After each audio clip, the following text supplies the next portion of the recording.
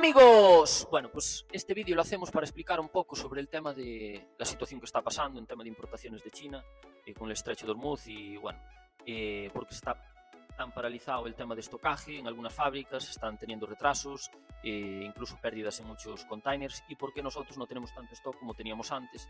De hecho tenemos unas cuantas máquinas más, pero de gran tonelaje en otra nave con accesorios, pero máquinas de 1 tonelada, como sabéis, estamos esperando por los containers. Bueno, sabemos de varios casos. De hecho, nosotros tenemos ahora 4 unidades, estas están ya las 3 vendidas. Nos queda solamente esta unidad de 1 tonelada con cabina. Comentar que bueno, varias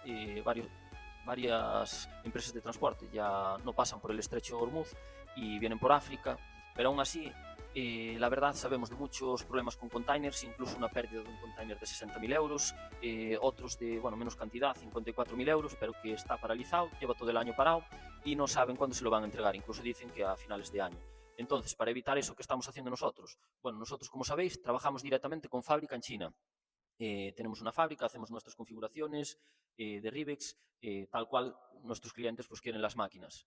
Entonces eso conlleva que no podemos trabajar con almacenes europeos, aparte de que son mucho más caras las máquinas ahí, como hace otra gente, y al final pues los precios no pueden ser tan buenos. Entonces trabajamos directamente con fábrica en China, eso para empezar. Y segundo, estamos trayendo containers de 20 pies en vez de 40. ¿Por qué? Para evitar riesgo. Lo que comentábamos antes, pues no es lo mismo perder un container de 20 pies a perderlo de 40, porque viene el doble de mercancía. Entonces, si hay un parón o eso, pues que no venga junta la mercancía. De hecho, estamos esperando por varios containers de 20 pies, podríamos meter de 40 a 1 cada dos.